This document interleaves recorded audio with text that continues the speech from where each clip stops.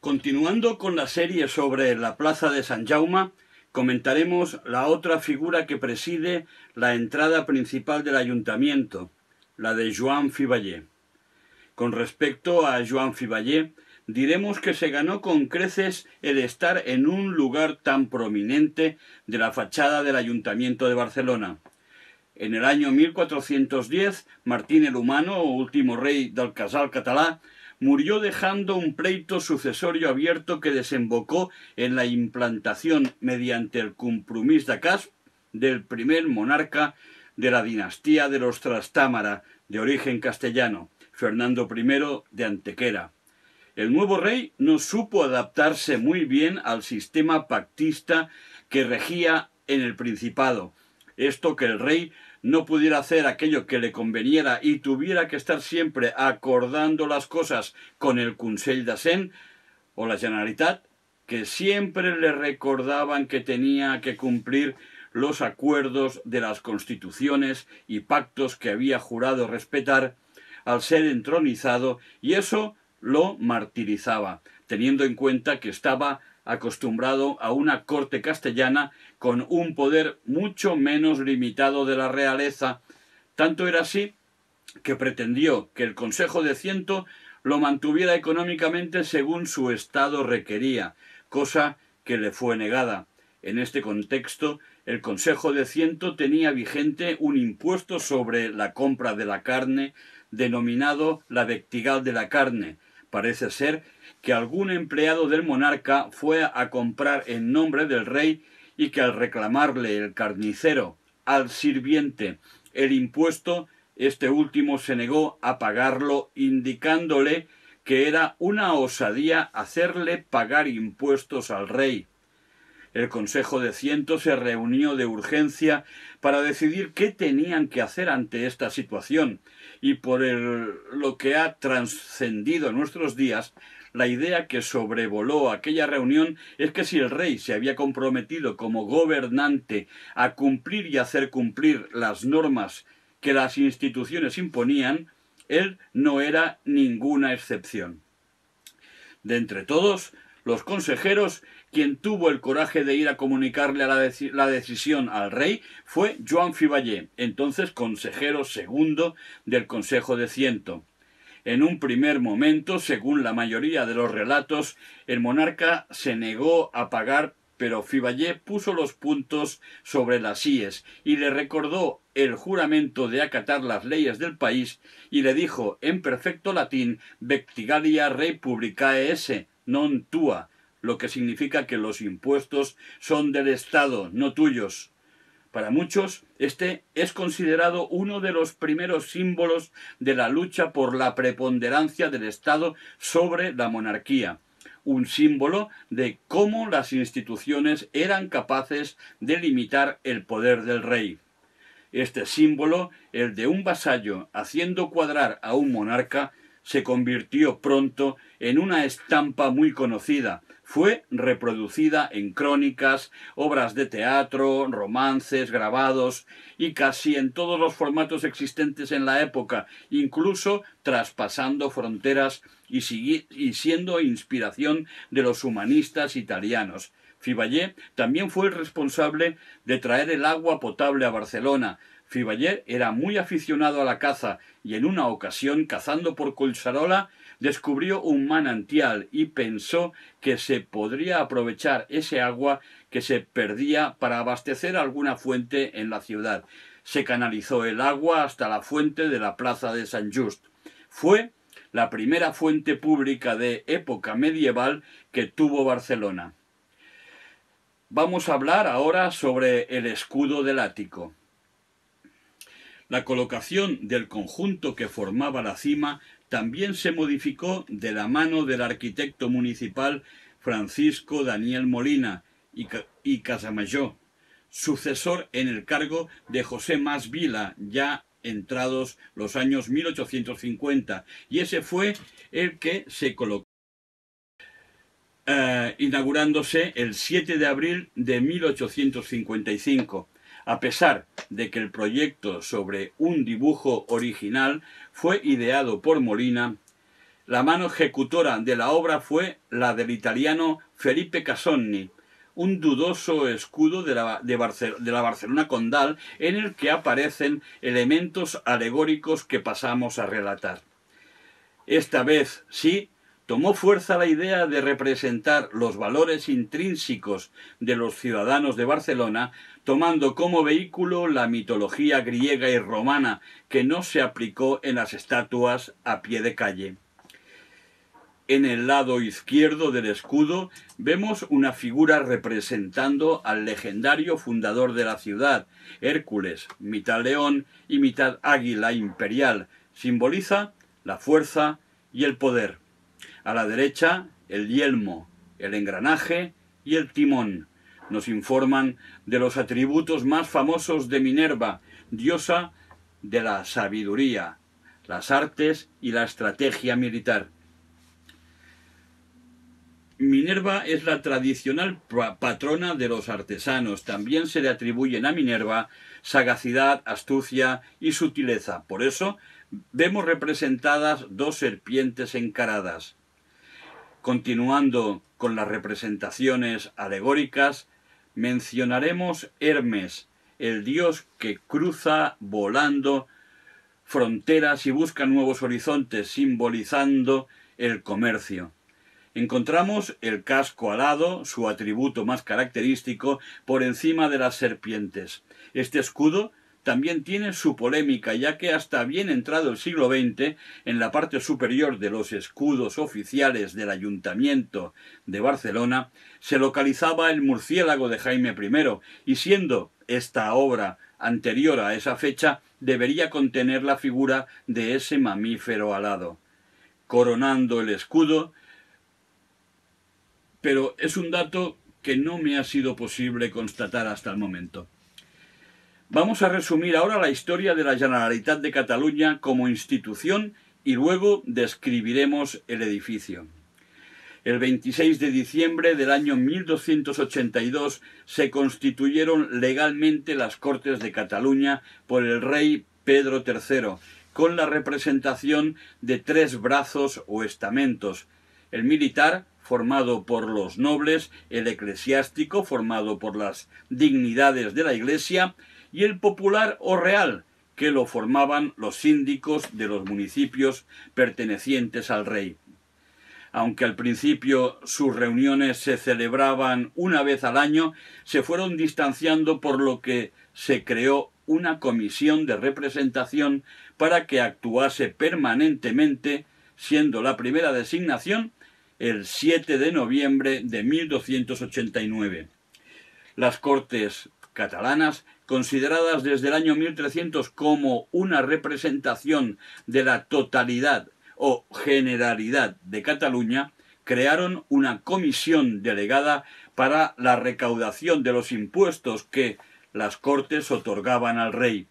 Las Cortes, reunidas en Cervera en 1359, bajo el reinado de Pedro IV, institucionalizaron aquella comisión o diputación del general, la cual estaba bajo el mandato de Berenguer de Cruïlles, considerado el primer presidente de la Generalitat de Cataluña. El número de sus miembros fue variando con los años hasta llegar a 6 representantes en 1413, que designaron a los 3 primeros de cada estamento con el nombre de diputados, y los 3 segundos eran llamados oidores de cuentas. Aquella diputación del general o generalidad sustituía en cierto modo al poder real, ejecutando las decisiones de las Cortes catalanas. Tuvo varias aboliciones y reconstituciones. La primera abolición fue siglos después, en el 18. Felipe V, rey de España, luchó contra las instituciones catalanas, cuando éstas decidieron defender como pretendiente al trono al archiduque Carlos de Austria. Esta situación, en el contexto de la Guerra de Sucesión Española, tuvo su fin el 11 de septiembre de 1714, fecha en la que Barcelona caía en manos de Felipe V.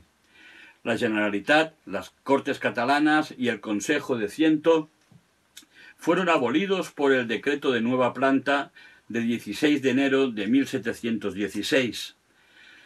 Con la Primera República se reinstauró la Generalitat hasta que la dictadura de Primo de Rivera la abolió en 1925.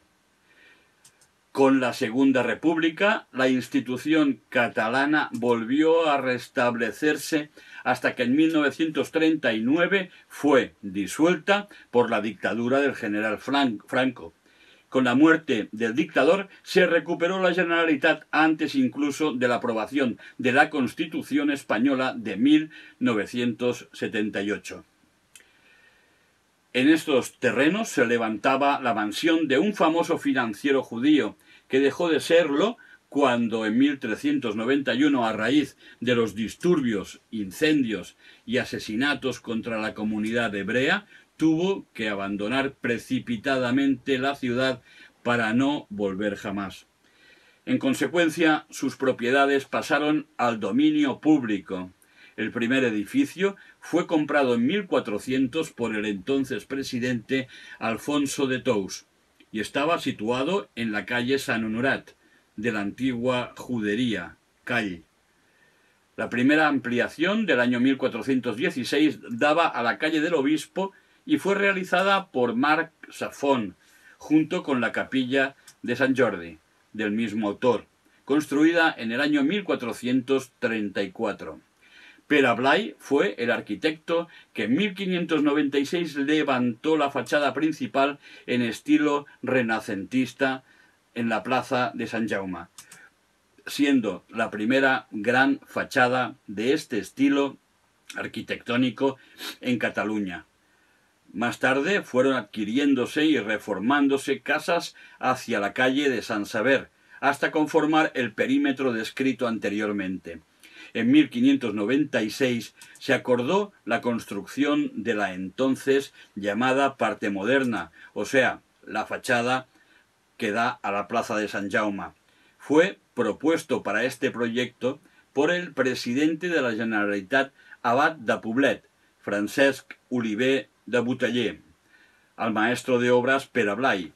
Enterado el rey Felipe II, creyendo que en vez de ampliación lo que se pretendía era fortificarlo, dio orden el 24 de marzo de 1597 para su suspensión. Después de varias entrevistas entre los diputados y el virrey de Cataluña, Lorenzo IV Suárez de Figueroa y Córdoba, duque de Feria, se realizó las trazas y una maqueta del edificio para mostrarla al rey, formando una expedición hacia Madrid con el maestro Pere Blai y el diputado canónico de la Seu de Lleida, Joan Santís. La negociación duró hasta finales de año. El rey reconoce al final que no va a edificarse ningún castillo defensivo y se pueden reanudar las obras bajo la supervisión del virrey de Cataluña. La fachada de estilo renacentista fue realizada como un frontón de palacio italiano con gran relación en dimensiones y resolución arquitectónica con el Campidoglio de Roma. Consta de 3 cuerpos verticales con pilastras adosadas con capiteles corintios en sus cuerpos laterales entre la planta noble y el tercer piso. En la primera planta se encuentran 8 ventanales con frontones triangulares y curvados alternos.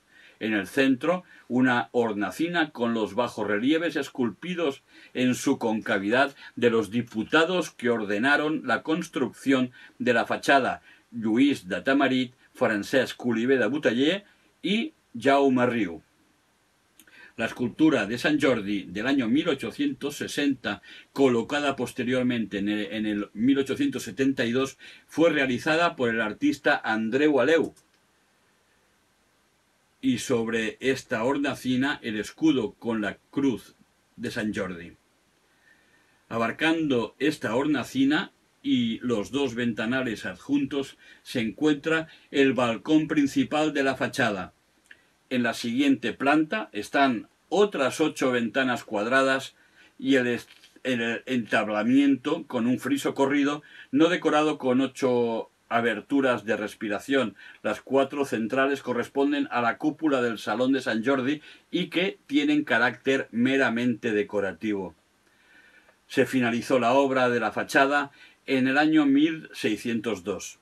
Si nos fijamos en la zona baja de la fachada, casi en la esquina de la calle del Bisba, veremos unas marcas en forma de surcos, pues son las marcas de años y años de afilar ahí repetidamente cuchillos, espadas, dagas y otras armas blancas. Eran los afiladores populares. El afilado en edificios emblemáticos civiles o religiosos otorgaba una especie de valor añadido al cuchillo, pues se impregnaría de las propiedades de la piedra sagrada. Así, el utensilio adquiriría una especie de magia. Eran algunas de las supersticiones del pasado. En esta misma esquina todavía se aprecian las marcas de los bujes de las carretas que, accediendo a la plaza, rozaban las esquinas de piedra. Este desgaste lo podemos ver hoy en día en muchas esquinas del barrio. Si nos asomamos desde aquí a la calle del Bisba, veremos el puente gótico que atraviesa la calle, conectando el palacio con la casa de los Canonges, actual residencia del presidente de la Generalitat.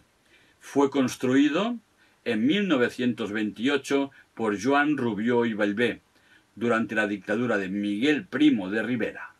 A Rubió se le concedió esta pequeña obra al no prosperar su proyecto que implicaba todo el barrio, proyecto que se guardó para sí el arquitecto municipal Adolf Florensa. Se trata de un bello arco puente con un balcón.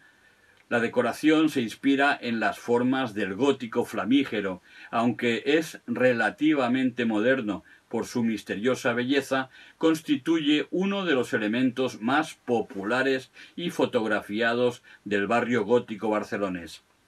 Hay gente que dice que al pasar por debajo hay que pedir un deseo. Quién sabe, quizás se cumpla. Uno de los elementos más curiosos y a la vez más antiguos de esta plaza son las 4 columnas que adornan la fachada del Palacio de la Generalitat y que arropan su puerta principal. Y es que vinieron de Turquía hace casi 20 siglos. Las columnas en cuestión son de granito de las canteras de Tróade, la antigua Troya. En el apogeo del Imperio Romano se extraían de esta cantera turca materiales nobles destinados a embellecer suntuosos templos y palacios. En el invierno de 1222 a 1223 después de Cristo, coincidiendo con la visita del emperador Adriano, llegaron al puerto de Tárraco 45 de estas columnas, totalmente terminadas, para construir en el foro de la ciudad un grandioso templo dedicado a Augusto. Las columnas están coronadas por capiteles toscanos de mármol del Peloponeso, también en Turquía. El templo se construyó, pero con la caída del imperio, este fue desmontado y las columnas aprovechadas para la construcción de una iglesia en Sant Pere Sassaladas, al norte de Tárraco. En el año 1582, el arquitecto Pere Blai hizo colocar 2 columnas en la entrada de la capilla del Santísimo de la Catedral de Tarragona. 16 años más tarde, el mismo arquitecto Pere Blai, habiendo sido designado para acometer la remodelación del Palau de la Generalitat en Barcelona, hizo traer hasta aquí 4 de las columnas para colocarlas en la fachada renacentista que estaba construyendo. Es curioso que estas 4 unidades viajaran también por vía marítima entre los puertos de Tarragona y Barcelona. Cada columna mide 6 metros de altura, un diámetro medio de 40 centímetros y pesa aproximadamente unas 2 toneladas. Sorprende Notoriamente que 4 columnas de estas características, capaces de aguantar, según el cálculo de resistencias, hasta 7.500 toneladas, tengan como misión sostener un simple balcón, por lo que queda claro que son elementos puramente decorativos y no estructurales, tal y como habían sido diseñadas en su origen. En Tarragona todavía quedan esparcidas por el territorio unas 30 de estas columnas, que se les llama actualmente columnas viajeras por la historia que hemos contado. La fachada en sí no dispone de muchos elementos decorativos, puesto que la visión de la misma se realizaba siempre en oblicuo, ya que lo que hoy es una plaza, en la época era una estrecha calle hasta la remodelación de la zona en el siglo XIX. El edificio también dispone de un reloj público que lamentablemente no podemos ver desde la plaza porque está instalado en la azotea. Es un carrillón. El actual carrillón sustituye a otro anterior de 1927 que disponía solo de 13 campanas. Este antiguo carrillón fue instalado para la Exposición Universal de 1929, que se celebró en Barcelona y se expone en la actualidad en el Museo de la Ciencia y la Técnica de Terrassa.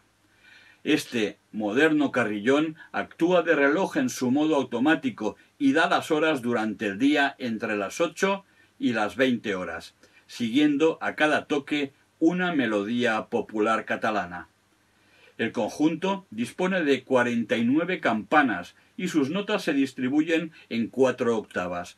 Este carrillón fue construido en Holanda por la empresa Petit Fritzen y su peso total es de 4.898 kilos.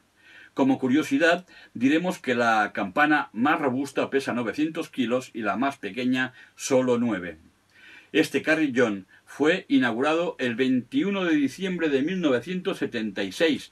En modo manual se tocan composiciones varias cada día, a las 12 horas y a las 18. Durante el año se realizan conciertos en fechas señaladas, como son Navidad, Año Nuevo, San Jordi, etc. La intérprete oficial de Palacio es Ana María Reverte. Por último, señalaremos que en España solo hay 3 carrillones parecidos a este, y son el del Monasterio del Escorial, el de la Basílica de San Pascual de Vila-real y el carrillón móvil catalán flamenco Bronzen Piano, este último diseñado por la carillonista de Palacio, Ana María Reverte, y Cohen van Asche, carrillonista holandés, que conforman un equipo de actuación en conciertos por todo el mundo.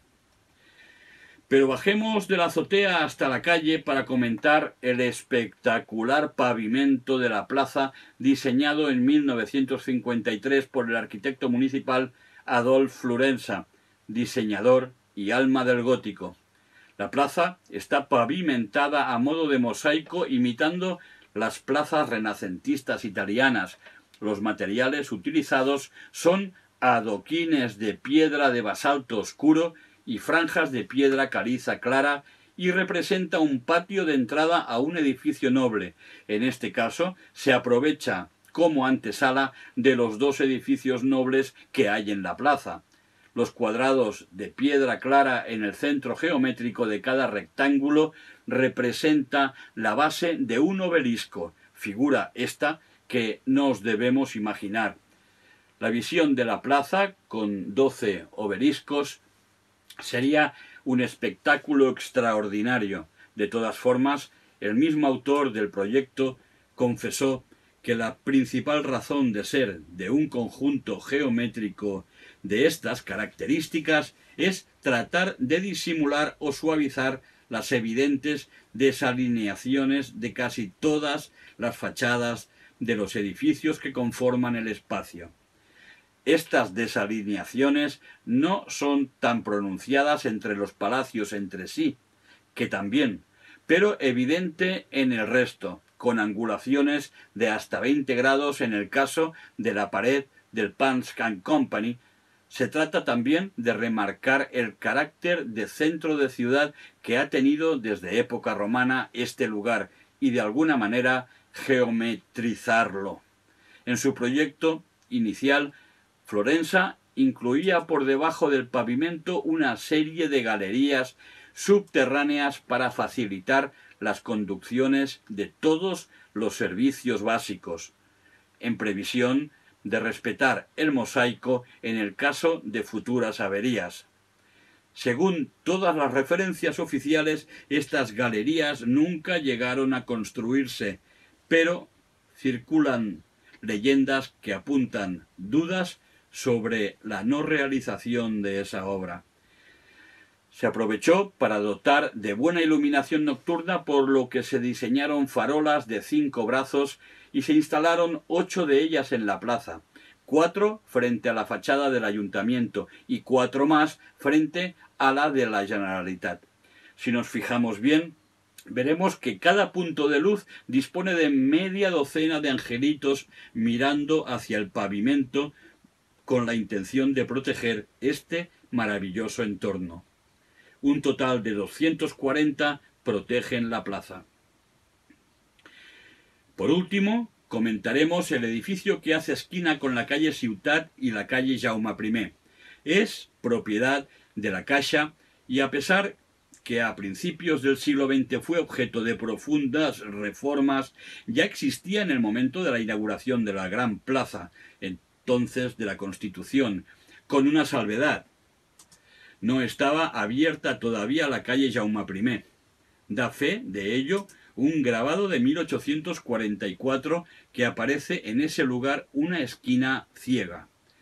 Con la abertura de la Vía Layetana y la calle Princesa en 1913, se abrió también este tramo de calle. Se le adjudicó el nombre, como no, de Jaume I, y el reconocido escultor Manuel Fuxà realizó una profunda remodelación en el edificio de la Caixa, convirtiendo el mismo en una obra puramente modernista, estilo que estaba de moda en aquella época. Vale la pena acercarse a su puerta principal en la calle Ciutat y admirar su fachada con espectaculares forjados y el escudo de la ciudad, este sí coronado con el murciélago de Jaime I, que en la década posterior desaparecería de los escudos de la ciudad. En la esquina, mirando a la plaza, Fuxà creó una escultura ecuestre de Jaume I. de San Jaume. El grado de realismo del conjunto de la obra es espectacular, a pesar de la avanzada edad de su autor. Una obra maestra. Esta plaza ha sido y será escenario de grandes acontecimientos y celebraciones en el contexto social, político y deportivo del país y de la ciudad. Asimismo, es el lugar en donde las reivindicaciones ciudadanas tienen más repercusión mediática.